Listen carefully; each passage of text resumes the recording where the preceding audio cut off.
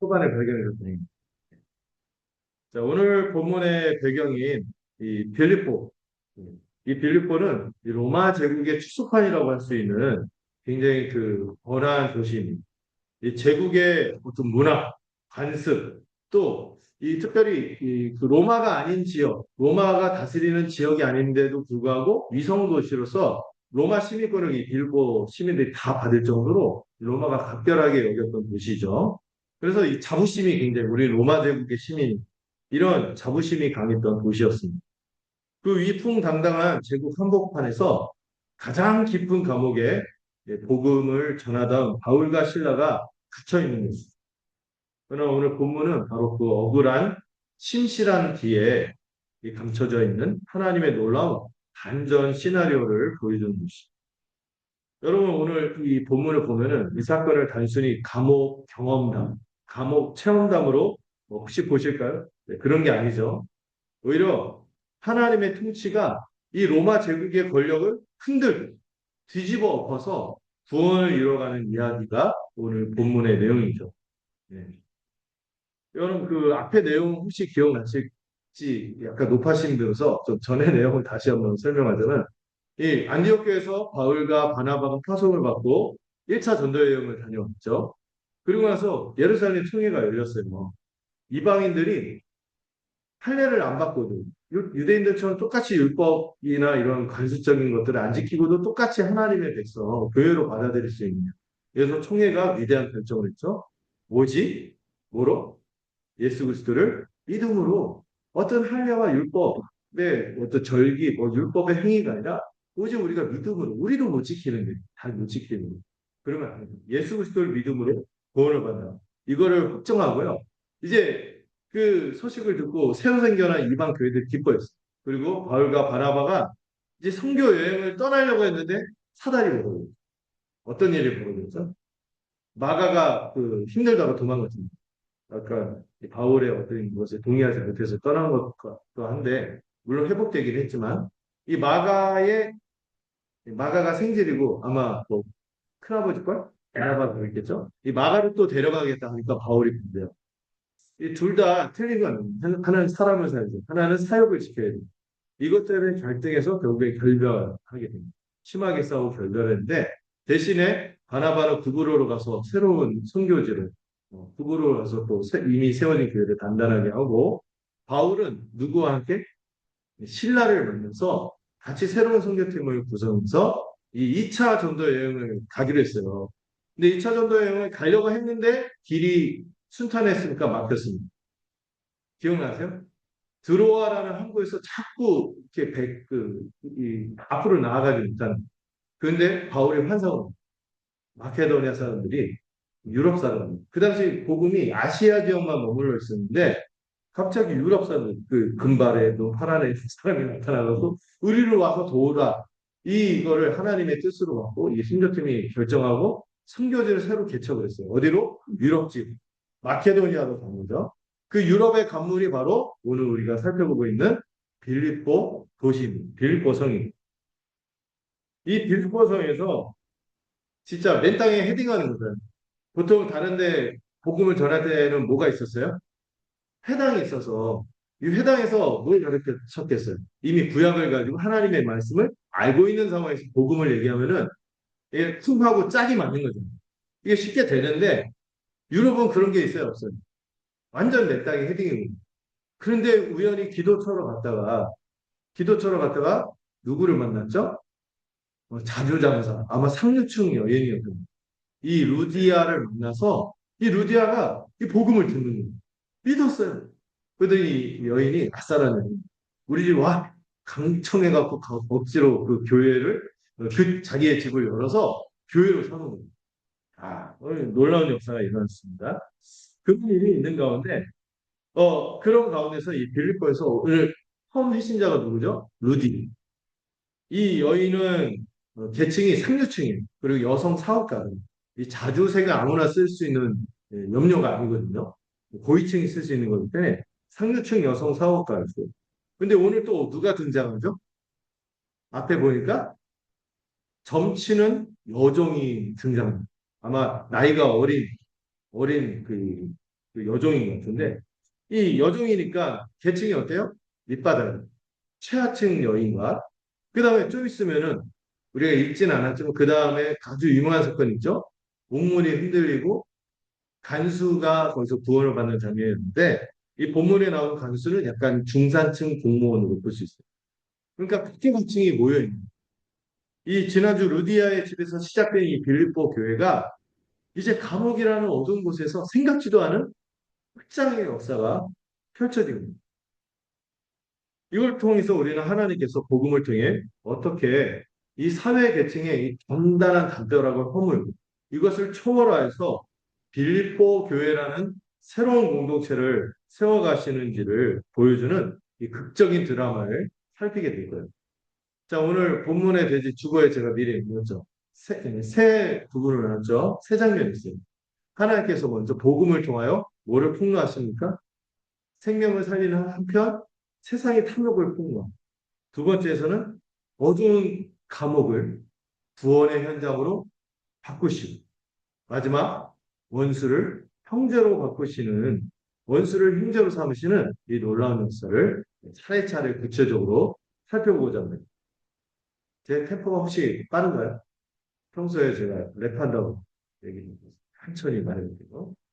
자, 우리 16절에서 24절 살펴봤는데 이 내용은 하나님께서 사람의 탐욕을 폭로하고 생명을 해방시키는 장면을 볼 수 있습니다. 하나님께서 복음을 선포하시는 곳에는 반드시 영적 전쟁이 일어나는 이 복음은 단순히 어떤 개인의 마음을 위로하고 그 정신승리라고 하죠.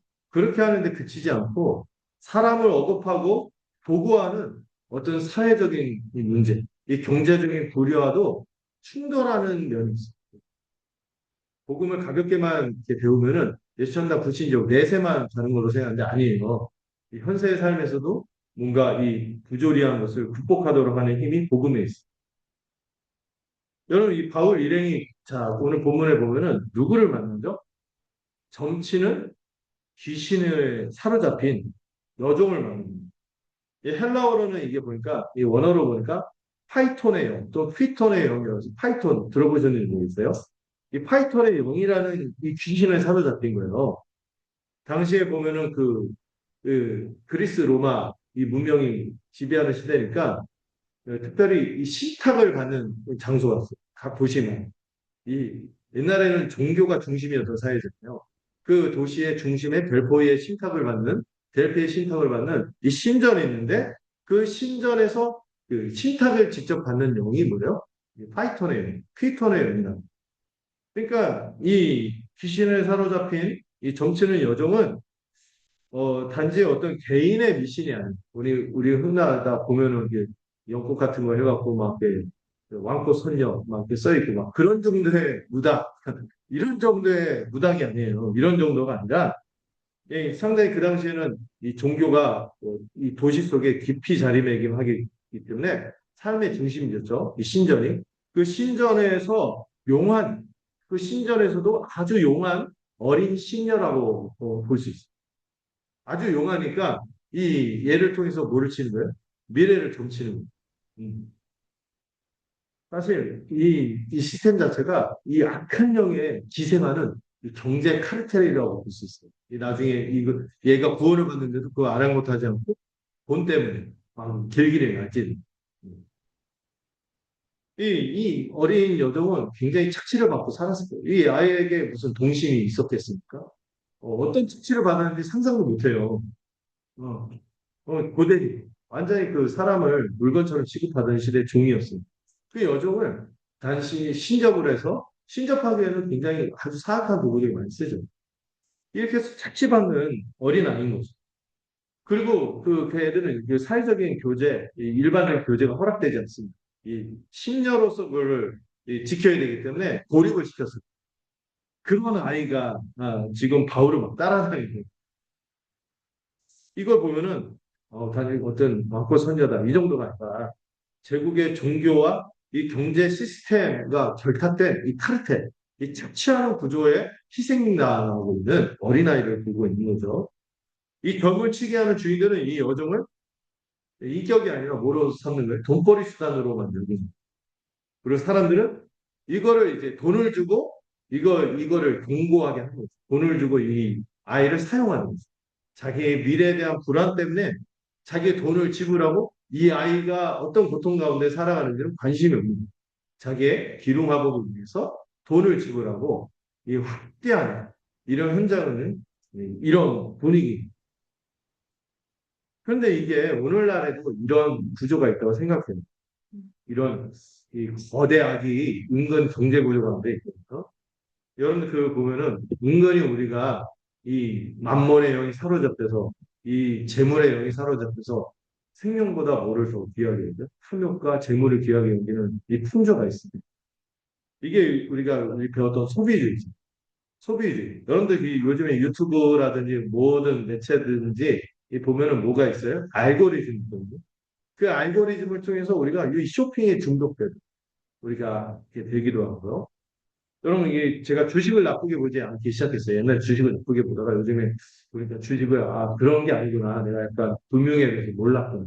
저는 비록 하지는 않지만, 이게, 이 주식을 할 때 뭐가 문제예요? 주식을 하고 부동산에 투자할 수 있어요. 뭐 부동산 시세. 근데 맨날 이거에 사로잡혀서 일상이 없고, 어, 맨날 이걸 우상향하면 기분이 없대요. 우상향하면 깔아놓고, 일상이 유지가 안 돼. 이거는 문제가 있는 그냥 뭔가 탐욕에 사로잡혀서 투자하고 또 투자에 투자를 거하고 이 자기가 돌아봐야 될 삶, 중요한 부분들 놓친 이런 것들 위험하죠. 자녀의 성공에 대한 우상도 있습니다. 자녀의 성공을 마치 점을 치듯이 막 그 예측하려는 조바심에 스카이캐슬 있죠. 저에게 전적으로 모든 것을 성공 계십시오. 그러면서 막 이렇게 하는 거에 막 사람들이 막 휩쓸려 하는 거예요. 근데 이게 교회 안에도 들어온 신앙의 생활이에요. 예수님도 좋고 오늘의 운세 보는 것도 좋고 긍정의 힘도 좋아. 긍정의 에너지도 좋아. 이 긍정의 힘은 거의 이교적인 사상이에요. 이런 식으로 이 혼합주의 신앙이 교회 안에까지 들어와 있는 것을 봅니다. 우리도 알게 모르게 이 피턴의 영, 델포의 신탁을 추구하는 그런 모습이 있을 수 있다. 여기에 사로잡혀 살고 있지는. 다시 본문으로 돌아올게요. 놀랍게도요. 그런데 그런 귀신이요. 이 바울 일행을 향해 이렇게 외칩니다. 항상 예수님이 활동할 때도 누가 제일 먼저 예수님 알아봤죠? 네, 그래서 그런 말이 있어요. 귀신같이 하는. 예. 이 사람들은 지극히 높으신 하나님의 종으로 구원의 길을 너희에게 전하는 자라. 이 내용만 보면 어때요? 맞는 말이죠. 사실이에요. 그런데요. 바울은요. 이것을 들으며 심히 괴로웠다. 이렇게 나왔어요. 심히 고통스러워했다. 맞는 말인데 왜 고통스러워했어요? 본문은 정확하게 이유를 밝히지 않지만 이 앞뒤를 살펴보면 분명한 사실이 한 가지가 있어요. 이는 이 여종이 이 어린애가 이렇게 아마 그 도시에서 신령하다고 용하다고 알려진 애가 뭐 인증을 해주는 거죠. 무료 홍보해주는 거죠. 이렇게 하는데 왜 발각지 않았어요?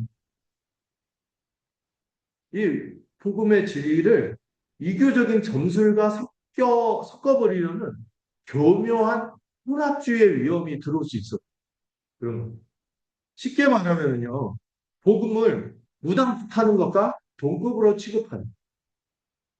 여러분, 메시지도 중요하지만 메신저도 중요하거든요. 물론 우리가 갖고 있는 메시지가 이 메신저를 변화시키고 메신저가 어떻든 상관없이 메시지에 힘이 있지만 때로는요, 이 메신저가 진실하지 않고 메시지처럼 살지 못하면은 이 메시지를 퇴직시키잖아요.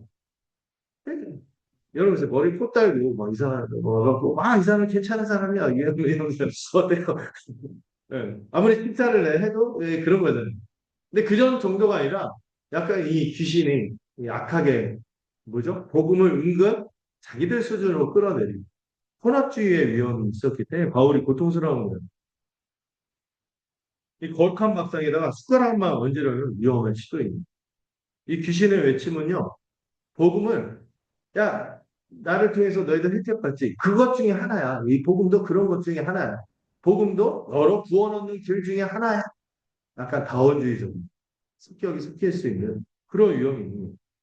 이 복음은 격화시키는 왜곡이 일어나니까 바울이 못 견디는 거예요. 바울이 며칠을 참다가 괴로워한 것은 이 복음이 점점 흐려져 희석되어지는 것을 지켜보는 이 사도로서 느낀 고통입니다. 마침내 바울은 이 귀신의 무료 홍보 활동을 단호히 거절하고 어떻게 했습니까? 오직 예수 그리스도의 이름으로 그 악한 영에 사로잡혀 있는 그 여종을 해방시키고 그 결박을 끊어냅니다. 여러분 그 아이로서는 어떻습니까? 해방을 얻은 거예요. 여러분 그 신접하는 과정이 무당병도 무병이라고 했잖아요. 이런 것처럼 이게 고통스러운 거예요. 그리고 이 신령학을 하기 위해서는 이방 종교의 형태를 보고 학대를 한다. 몸을 학대를 하거나 성적으로 학대하거나 온갖 별일이 다 벌어져요. 근데 거기서 해방된 거예요. 이게 얼마나 기쁜 일입니까? 이 여종이 자유를 얻으니까 이 그녀를 돈벌이 수단으로 삼던 주인들은 어떻게 했어요? 분노하는 거예요. 이 표현이 기가 막히죠. 수익의 소망, 돈벌 기대, 소망, 돈벌 꿍꿍이가 끊어진 거예요. 이게 이걸 그대로 기록하는 거예요. 그런 이 주인을 비롯한 이 세상은요, 한 영혼이 해방이 되고 생명을 얻는 것에는 관심이 없는 거예요. 그저 자기의 그 돈벌 이런 것이 끊기면 더 화가 나요. 어린아이가 자유하게 되고 일상을 회복했는데도 이건 눈에 들어오지 않아요. 옛날에 제가 들었던 얘기 중에 참 참담했던 게 세월호 참사 벌어졌을 때 어떤 분들이 그러더라고요. 그 큰일 벌어지기 위해서 그런 정도 희생은 있을 수 있는 거죠. 이 얘기도 깜짝 놀랐어요. 그러니까 뭔가 이게 생명이 귀하고 생명원이 귀하고 이런 생각보다 다른 게 막 생각을 흐리게 하는 것들이 있죠. 이 여전히 이 악한 세상의 모습 보여주는 거죠. 오직 자신의 경제적 이익이 침해될 때만 반응하는 거예요. 그들은 자신들의 탐욕을 감추기 위해 로마 사람이 갖지 못할 풍속을 전한다면서 이 복음을 그들의 아주 악한 프레임으로 가둬서 또 왜곡해서 공격합니다. 정치적이고 인종적인 프레임으로 가는 거죠. 저 이방 것들, 저 우리 로마 사람도 아닌 유대인들이 와갖고, 저 우리가 알 수 없는 그 이민자들 와갖고, 우리가 도저히 받아들일 수 없는 우리의 미풍양속이 있는데, 이걸 해야 하는 스탠붐이라는 이 사입이 이 유행을 갖고 들어왔다. 그래서 이 문화를 흐린다. 이 굉장히 사악한 문화를 갖고 왔다. 이러면서 모함을 하고 공격합니다. 그래서 여러분, 이 본문이 어떻게 끝납니까? 거의 읽은 데까지. 하나님께서 생명을 해방하셨고, 이들이 그 도구를 쓰여졌는데, 그들이 받은 대가는 억울한 매질과 깊은 옥에 갇히는 결박을 당하게 된 것이죠. 여러분, 우리의 삶 속에서 복음 때문에 포기해야 하는 수익의 소망이 있을 거예요. 우리가 예수를 믿고 교회로 힘있게 살기 위해서는 비용 계산하고 별다르게 살아갈 때 때로 어떤 우리의 수익의 소망을 포기해야 되는 거거든요. 그런 때로는 우리가 주의를 지키기 위해서 포기하는 수익도 있을 거고요. 정직하게 신자로서 살기 위해서 그렇게 위해서 어떤 정도에서 우리가 이 삶에서 완전히 그 클리어하게 살 수는 없어요. 그렇지만은 그래도 주님 앞에서 신실하게 살려고 때로는 기회를 잃기도 하고 또 복음의 가치를 위해서 어떤 그 선택을 손해를 선택하기도 하죠.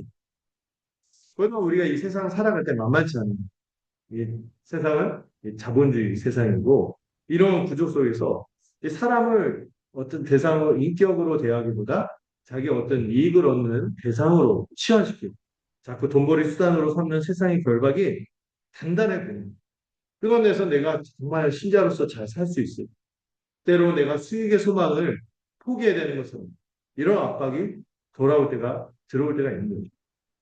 그런데 여러분 기억하십시오. 하나님의 역사는 가장 어두운 시작이 되는 것이죠. 자, 우리 25절에서 28절 함께 살펴보도록 하겠습니다. 25절, 28절 저와 함께 교대해서 읽어볼게요. 25절 먼저 읽겠습니다. 한밤중에 바울과 실라가 기도하고 하나님을 찬송하며 벨수들이 듣더라.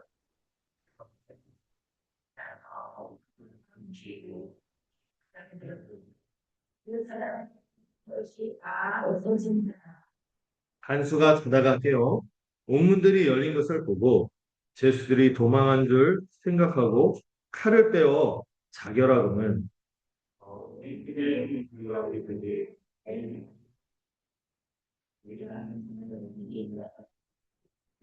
여기까지 읽어볼게요. 자, 이 부분의 제목은 하나님은 고난의 장소를 예배의 장소로 전복시키십니다. 이렇게 전하는데 이야기에서 제일 핵심적인 사건이 일어나면서 여기 보면은 바울과 실라가요. 22절, 24절 앞에 보시면은 옷이 찢기고 많이 얻어맞았어요. 거의 뭐 그냥 맞은 게 아니라 뭐 몇 대 뺨 맞고 그런 게 아니라 거의 매를 통해서 그 약간 태형이죠. 태형을 당하고 이 깊은 옥에 갇히고 발이 이 쇠사슬에 착고에 채워졌어요. 상처가 난 상태에서 치료도 받지 않은 가운데 이게 방치돼. 재판도 없이 완전한 불의한 일을 당한 거예요. 완전히 부당하고 억울하고 불의한 일을 당해버린 거예요. 근데 25절을 보시면은 참 놀라운 반응이 나타나죠. 한밤중에 바울과 실라가 기도하고 하나님을 찬송하며 죄수들이 듣더라. 한밤중에. 여러분, 내가 매를 얻어맞고 이게 온몸이 묶여갖고 빛도 들어오지 않는 그 어두운 감옥에서 그 사실 나오는 게 뭐여야 돼? 뭐 신음이 나와야 되는데 이분들은요 가장 어두운 한밤중에 찬송을 하고 기도, 찬양을 부르고 찬송함. 이 찬송함이라는 이 동사의 이 시제를 보니까 이 미완료라고 해서 계속해서 찬송했다는 표현입니다. 한밤중에도 이 아픔을 찬송으로 승화해서 계속 찬송을 빌거든요. 여러분 여기를 주목하셔야 되는데 여러분 찬송하는데요. 이들이 언제 찬송해요? 이 타이밍을 생각하세요. 문이 열렸을 때 찬송했나요? 문이 열리기도 전. 발에 굳건히 채워져 있는 이 착고 쇠사슬이 풀리기 전에 찬송했나요? 아니죠. 기적이 일어났을 때 찬송한 것이 아니라 기적이 일어나기 전에 찬송한 것입니다. 상황이 좋아져서 찬송한 것이 아니었죠. 여전히 아픈 데가 쓰리고 뭐 쓰라리고 막 욱신욱신들 그 막 오한이 들고 이런 가운데서 찬송을 한 거예요. 기적이 일어나기도 전에 찬송한 것이. 왜 그랬을까요? 하나님이 여전히 그들과 함께 하시며 하나님이 여전히 주인이심을 기억하기 때문이죠. 이거 제가 이제 기적을 넘어서는 신앙이라고 부르고 싶어요. 기적을 넘어서는 신앙. 기적을 여러분 우리가 기대하죠. 여러분 기적을 기대할 수 있으면 좋겠어요. 오늘 너무 근대 이후에 계몽주의 세상에 대해서 기적에 대해서 합리적인 사고만 하니까 기적에 서 너무 안 받아요. 근데 기적을 기대하는 건 좋은데 기적에 의존하지 않는 신앙이 되게 중요하다. 광야 생활에서도 그렇게 수많은 기적을 겪고 열재앙을 겪었음에도 이스라엘 백성들이 온전한 믿음으로 서진 않았죠. 왜? 하나님과 사귐에 들어가고 기적을 넘어서는 신앙을 가지고 하나님 자체가 목적이어야 되지 하나님이 주시는 기적이 목적이 아닌 믿음을 가지고 어떤 분들 보면 하나님의 능력을 기대하긴 해. 근데 하나님의 능력을 수단으로 삼지만 정작 하나님을 바라보지는 않아요. 하나님 자체와 하나님 그분 자체와 우리가 이 사귐으로 들어가는 게 구원입니다. 온전한 구원의 내용 그분과 사귐을 근데 거기는 관심이 없어. 그분을 통해서 내가 어떤 목적을 이루려는 수단으로 사용하는 그런 믿음은 유익하지 않은 거죠. 그렇기 때문에 우리는 기적을 넘어서는 신앙을 가져야 하는 거죠. 그 신앙의 예들을 성경에서 살펴볼 수 있어요. 누구냐면 욥이 어떻습니까? 이런 고백을 하죠. 굉장히 어려운 일을 당하고 극한의 상황에 처했을 때 욥이 뭐라고 고백합니까? 주시니도 여호와시오 취하시니도 여호와시니 여호와의 이름이 찬송을 받으실지니 억지로 밀양에 나오는 전도회처럼 거짓 고백이 아니라 진심으로 그런 고백을 하거든요. 하박국은 이런 고백을 합니다. 민족이 망하고 나라가 완전히 망한다는 소식을 듣고 자기 조국이 완전히 망한다는 소식을 듣고 처참한 심령에도 그러나 여전히 하나님께서 신실하게 구원 역사를 이루실 것을 믿기에 그래서 나온 찬양이죠. 무화과 나무 잎이 마르니 포도 열매가 없습니다. 감람나무 소출이 또 논밭에 식물이 없어. 또 외양간에 소도 양이 없어도 난 여호와로 즐거워. 알아요. 상황이 어려운 거 알지? 그러나 그 상황을 뛰어넘어서 누가 역사하시는 것? 하나님이 여전히 역사하시는 것을 신뢰하기 때문에 그런 고백을 하는 거죠.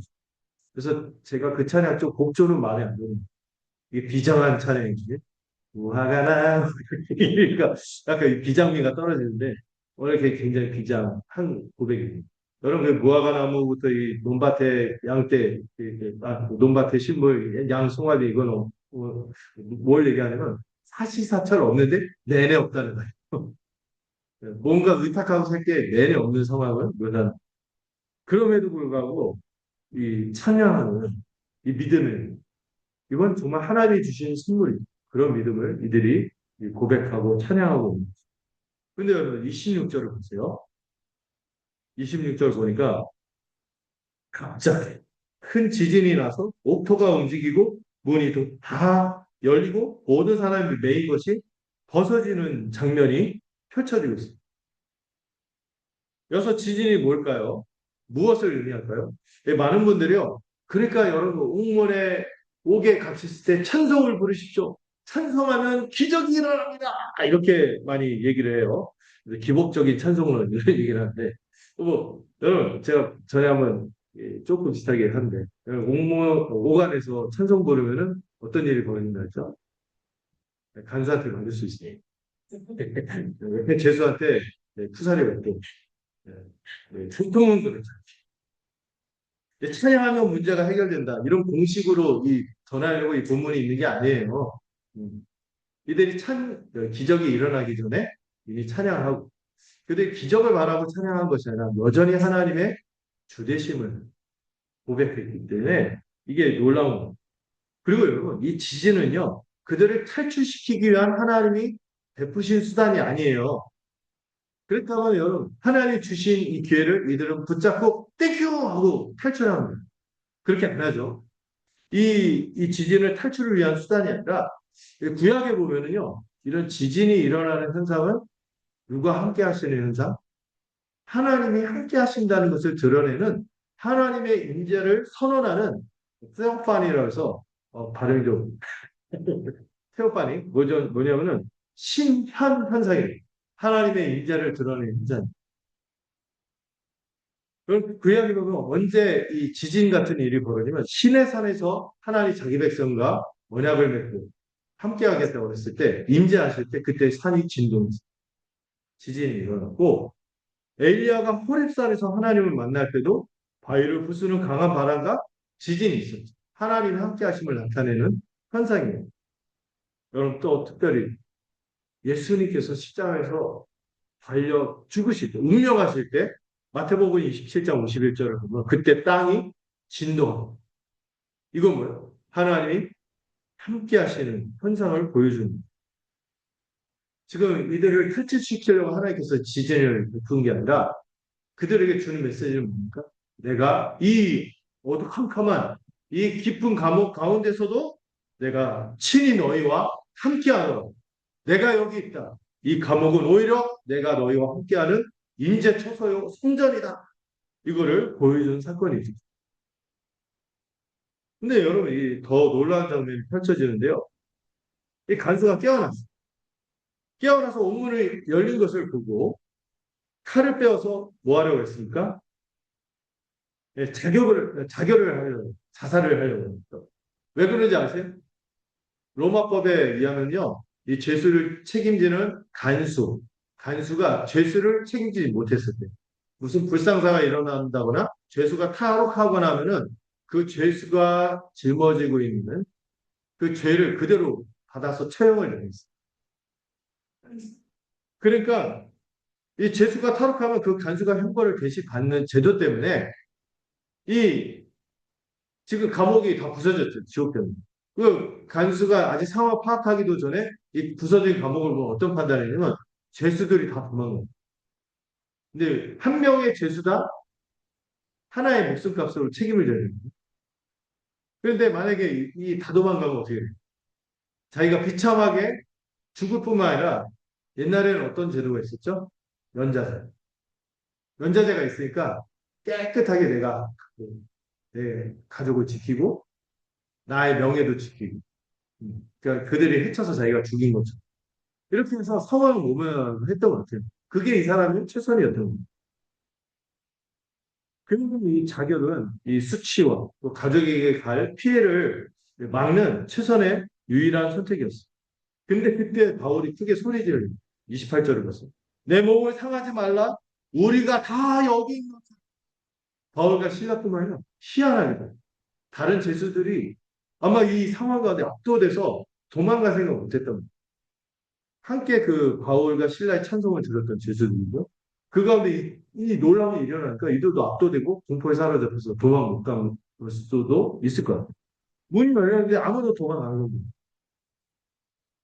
특별히 하나님께서 지혜를 베풀어서 이 쇠사슬을 풀고 옥문을 열었음에도 불구하고 바울과 신라는 도망가지 않았습니다. 왜 그랬을까요? 그들은 자신들의 이 목숨을 보존하고 육체를 탈출시키는 것보다 뭐를 더 급하게 여겼어요? 영혼을 구원하는 급하게 여긴 거죠. 누구의 영혼?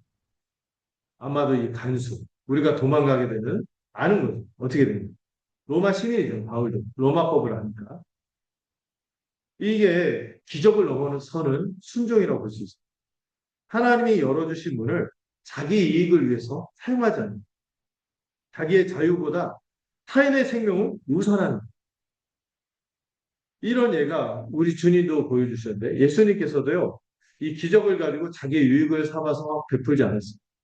사단의 시험 중에 하나 기억나시나요? 성전 꼭대기에다 놓고 여기서 뛰어내리면 네 발이 닿지도 않을 것, 다치지 않을 것이다. 했을 때 하나님을 시험하지 하고 이를 거절했죠. 또 가룟유다가 칼을 차고 자기를 체포하러 왔을 때 예수님 당신을 체포하러 왔을 때도 예수님 어떻게 했어요?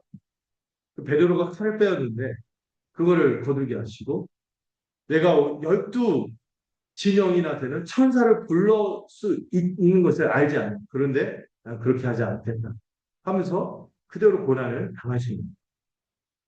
이 바울도 하나님의 능력을 자기 유익을 위해서, 자기 탈출을 위해서 사용하지 않아. 십자가에 올리는 거. 자, 그리고 이제 드디어 역전이 일어났습니다. 이제 29절부터 10절의 내용을 함께 살펴보도록 할게요. 제가 한 절, 여러분들 한 절, 교대에서 또 읽도록 하겠습니다. 간수가 등불을 달라고 하며 뛰어 들어가 무서워 떨며 바울과 신라 앞에 엎드리고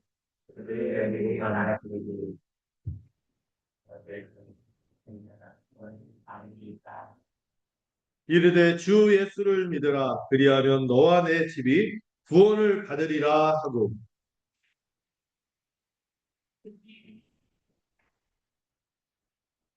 그 밤 그 시각에 간수가 그들을 데려다가 그 맞은 자리를 씻어주고 자기와 그 온 가족이 다 세례를 받은 후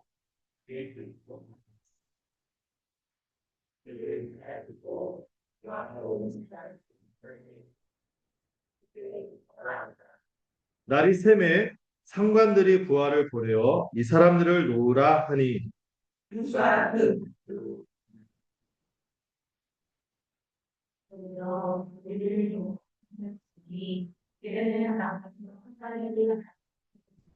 바울이 이르되 로마 사람인 우리를 죄도 정하지 아니하고 공중 앞에서 때리고 옥에 가두었다가 이제는 가만히 내보내고자 하느냐? 아니라 그들이 친히 와서 우리를 데리고 나가야 하리라 한데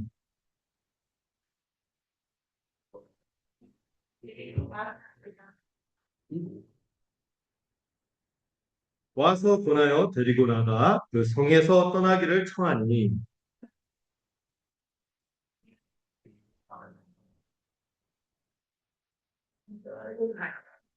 아멘. 자, 아주 그 유명한 구절이 여기 있죠. 주 예수를 믿으라. 그리하면 너와 내 집이 구원을 얻으리. 이 가장 단순한 복음이 그리고 선명한 복음이 제시되는데요. 이 간수가 떨었어요. 제 생각에 이 지진 때문에 이 감옥이 부서지고 이 놀라운 하나님의 임재 이것 때문에 압도돼서 떤 것도 있지만 어떻게 그런 가운데서 죄수들이 다 도망하고 바울과 신라가 이렇게 의연하게 찬송하는 것도 들었을 거예요. 이럴 수 있는가? 여기에 압도된 게. 그래서 바울과 신라 앞에 엎드립니다. 완전히 압도된 게. 그리고 묻는 거예요. 30절. 내가 어떻게 해야 구원을 받으니 구원을 받겠습니다. 웃기지 않습니까? 감옥을 지키는 간주가 감옥 안에 있는 죄수한테 제가 어떻게 해야지 구원을 받죠? 이렇게 묻는 상황이 펼쳐집니다. 근데 여러분 이게 핵심적인 질문, 너무나 중요한 질문이죠. 여러분 모두가 감옥 안에 있든 감옥 밖에 내가 어떤 위치에 있든 모든 사람 무엇이 필요한 존재? 구원이 필요한 존재. 어떻게 해야 구원을 받겠습니까? 이 놀라운 일에 압도된 간수가 물어봤죠. 그리고 바울의 대답은 아주 단순합니다. 주 예수를 믿으라. 그리하면 너와 내 집이 구원을 받을 것이다. 이 주 예수를 믿으라 했을 때 예수님을 뭐라고 칭하십니까? 주, 키리오스, 키리오스. 이거는 그 당시 로마 제국의 시대, 그 당시에 유일한 키리오스가 누군지 아세요? 시저, 황제만 신자입니다. 근데 이 로마 시민인 간수한테 너의 참된 시저, 황제, 진짜 왕이 누군지 알아? 예수. 그 예수를 믿어야 해. 이렇게 복음을 제시하는 거예요. 로마 황제가 아니라 예수가 참된 온 세상의 주라는 선포를 한 거죠. 믿으라는 거는요, 여기 보니까 부정과거 명령이라고 하는데 이게 좀 어렵죠? 이게 뭐냐면 이미 일어난 일을 말할 때 이 부정과거의 형태를 쓰는데 이건 뭐예요? 믿으라? 지금 당장 긴급하게 결단을. 너무나 긴급한 중. 구원을 얻기 위해서는 새로운 세상으로 들어가기 위해서 새로운 통치를 받아들이기 위해서는 나의 주를 바꿔야 돼. 로마 시저의 기생에서 나의 안위를 바랬던 그런 과거의 삶을 돌이켜서 예수 그리스도를 왕으로 모시, 참된 주로 모시라고 지금 당장 결단하라고 요청하는 거죠. 그러면 어떤 결과가 주어져요? 너와 그 개인뿐만 아니라 내 집이 개인을 넘어서서 공동체가 함께 구원을 받을 것이다 하고 약속을 하고 있어요. 그래서 이 오이코스, 이 집이라는 단어가 오이코스인데 이 오이코스가 여기 보면은 내 집 하면은 가족만 생각할 수 있는데 이걸 좀 포괄하는 단어예요. 혹시 이런 너와 내 집이 구원을 받는다 할 때 좀 마음이 걸리는 어떤 분들 보면은 나 오랫동안 가족을 위해서 막 이렇게 기도했는데 아직 안 믿고 있는 나는 혼자 믿고 있는 가족이 없는데 이런데 여러분 여기서 이 약속한 오이코스 이 집은요 혈연만을 뜻하는 건 아니에요. 혈연만을 뜻하는 건 아니고 이 빌보 간수의 오이코스 그 집이 증거가 되는데요. 그의 집에는 누가 있었냐면 그의 혈연의 가족뿐만 아니라 그의 가족들, 건속들 또 그와 삶을 나누는 모든 지인이 포함됐습니다. 오늘 이 자리에 함께 앉아 있는 여러분이 서로에게 뭐예요? 오이코스. 그래서 구원은요 혼자 받는 게 아니라 함께 이루어간다 이런 표현을 쓰기도 하죠. 공동체들. 여러분의 속해 있는 모임이 소그룹이 하나님의 말씀을 나누는 모임이 또 우리의 교회가 우리 하나님께서 구원하시는 집이 모임입니다. 물론 이게 가족 자동 구원론을 얘기하는 게 아니에요. 32절을 보시면은 여러분 그냥 내가 믿으면은 어떤 아무렇게 안 해도 하나님이 다 책임진다 이런 얘기는 아니에요. 여러분 32절 보면 바울이 그 집에 있는 모든 사람에게 뭘 합니까? 주의 말씀을 전했습니다. 언약의 약속을 신뢰하여 선포되는 복음을 믿고 그 안에 있을 때만 모든 사람이 개인적으로 믿음의 응답을 해야 하는 것이죠. 그래서 여러분 사도신경에 우리는 믿습니다 이렇게 고백하지 않고 어떻게 하죠? 내가 믿어요. 나는 믿습니다. 내가 믿어요. 응답을 해야지. 잠깐 이 장면을 좀 더 들여다볼게요. 여러분 간수가 이제 어떻게 합니까? 바울과 신라를 자기 집으로 모시고 그 맞은 자리를 어떻게 해요? 씻어줘. 이거 뭐 치료해주고 이렇게 막 보듬었다는 거죠.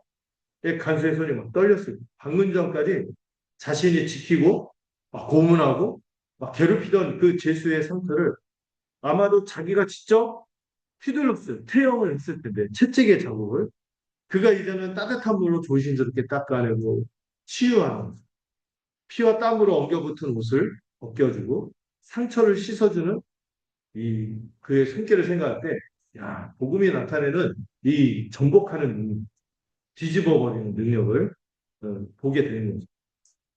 이전에는 이 죄수들을 학대하고 감시하던 자가 어떻게 됐어요? 섬기는 자가 됩니다. 그리고 감옥이 죽음의 공간이었는데 이제 이 감옥이 뭐가 됐어요? 세례와 식탁의 교제가 있는 교회로 바뀌는 놀라운 역사가 일어납니다. 그리고 그들을 자기 집으로 데려가서 음식을 차려줬어요. 1시간 전만 해도 차가운 감옥이었던 그곳이 이제는 따뜻한 식탁이 차려진 가정이 됩니다. 이제 그 간수의 아내가 음식을 준비하고 있죠. 그 어린 자녀들이 호기심 어린 눈으로 바라봤겠죠. 그리고 온 집이 그 하나님의 말씀을 듣고 하나님을 믿고 어떤 일이 벌어진 거예요? 크게 기뻐하는 일이 벌어졌어요. 집안의 공기가 바뀝니다. 분위기가 바뀝니다. 두려움과 염려로 살았던 그들이 기쁨과 평안이 있습니다. 어두운 가운데 있던 그들이 빛으로 나아가게 되었고 죽음의 세력 가운데 있던 그들이 생명의 권세로 나아가는 것입니다. 여러분, 회개는요, 생각으로만, 사변적으로, 관념으로만 벌어지는 것입니다.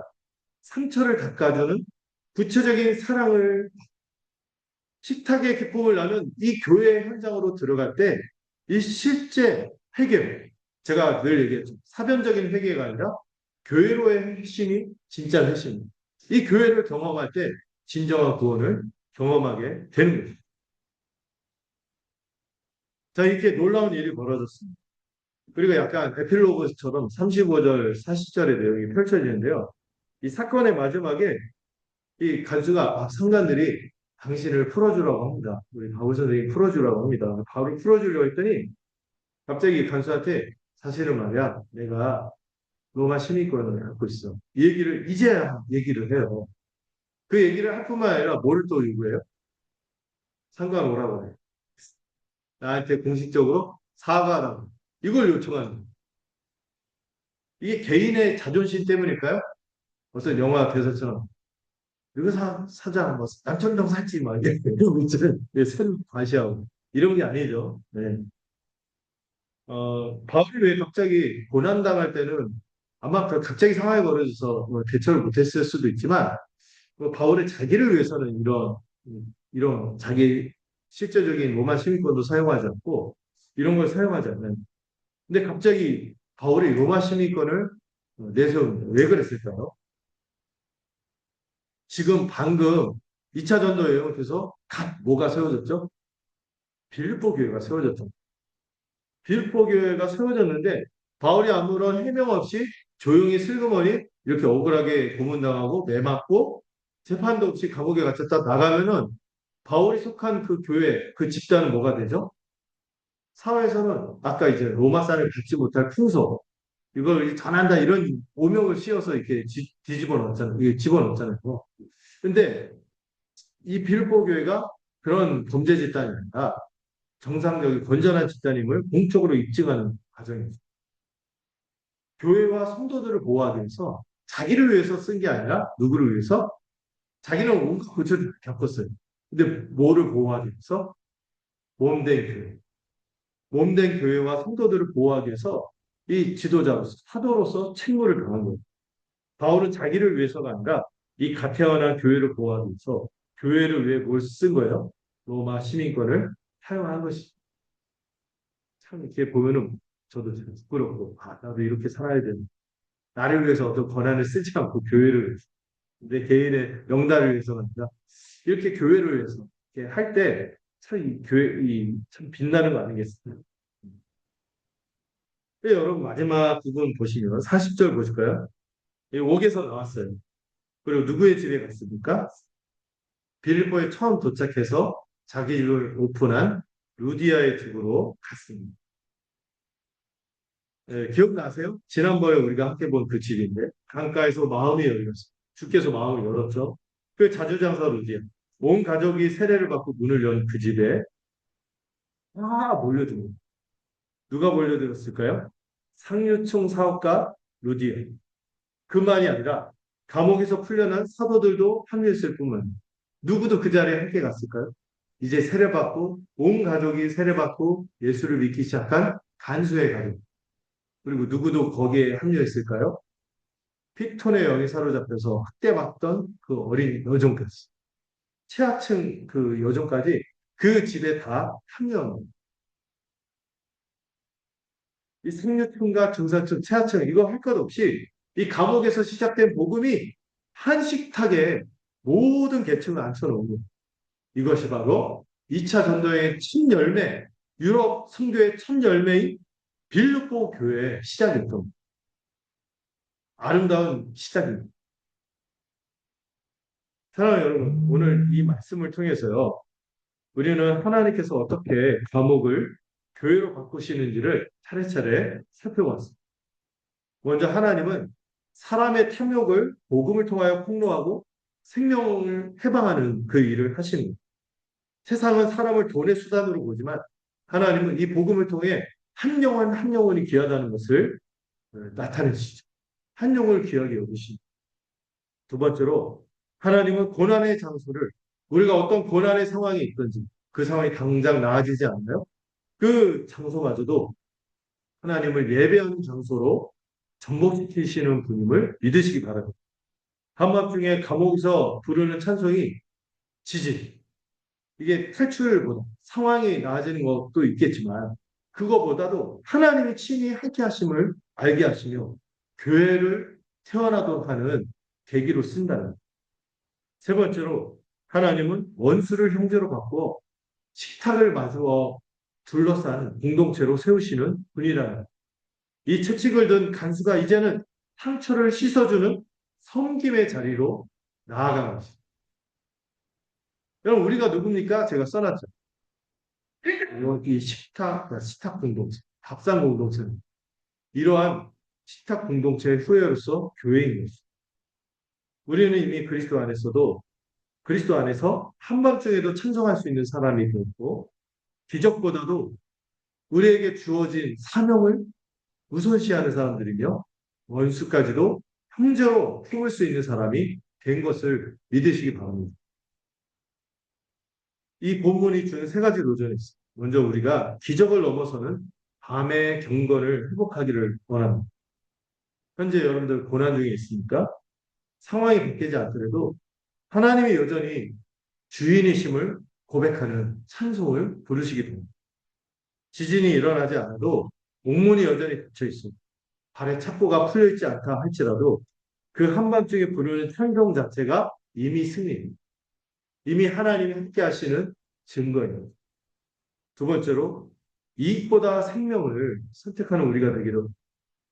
세상은 수익의 소망, 돈을 위해 사람을 이용하지만 우리 성도는 복음의 가치를 위해서 때로는 거룩한 손해를 감수하는 사람들임을 잊지 않으시기 바랍니다. 또 세 번째로 섬김의 전도를 실천하는 우리가 되기를 바랍니다.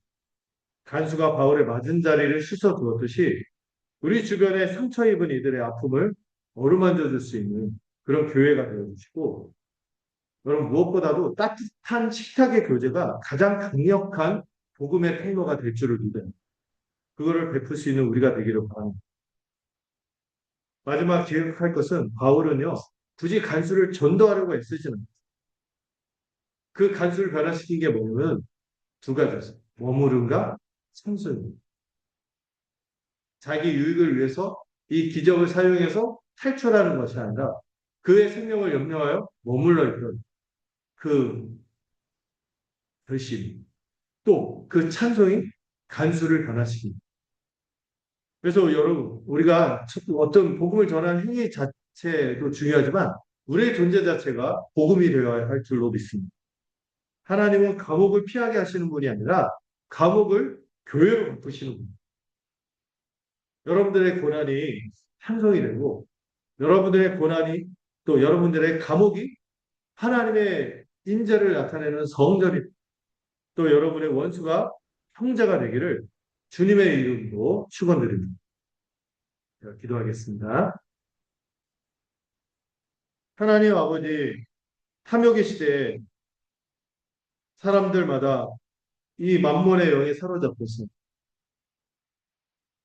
우리 주변의 사람들 또 우리 자신이 착취되는 가운데서도 이 생명의 가치를 몰라고 허덕이고 있는 시대에 살고 있습니다. 그런 가운데 우리에게 복음을 허락하시고 생명을 해방하시는 우리 하나님께 찬송을 드립니다. 우리가 사람을 수단으로 보는 세상의 가치관에 물들 때 우리에게 복음을 통하여 눈을 열어 주시옵소서. 한밤중에 감옥에서도 찬송한 바울과 실라처럼 우리에게도 기적을 넘어서는 밤의 경건을 회복시켜 주시옵소서. 상황이 바뀌지 않아도 아버지께서 주인이심을 고백하며 고난 중에도 예배하는 성도가 되도록 우리를 붙들어 주시옵소서. 원수를 형제로 바꾸시는 이 복음의 능력을 믿습니다. 이 설 명절에 우리가 지인과 가족들을 만날 텐데 이 복음의 능력을 나누는 우리가 되도록 붙들어 주시옵소서. 우리에게 상처 입은 이들의 맞은 자리를 씻어줄 수 있는 용기를 주시고 우리가 어떤 일을 당하여도 오히려 따뜻한 식탁의 교제로 그들을 품을 수 있는 사랑을 우리에게 허락하여 주시옵소서. 우리는 빌립보 감옥에서 시작된 식탁 공동체, 그 식탁 공동체의 후예이며 교회가 되었음을 고백합니다. 우리의 존재 자체가 세상의 탐욕과 차별에 대한 거룩한 저항이 되게 하시고 우리의 삶이 하나님 나라의 증거가 되도록 우리를 이끌어 주시옵소서. 감옥을 교회로 바꾸시는 하나님, 우리의 고난도 아버지의 영광을 위한 계기가 되도록 이끌어 주시옵소서.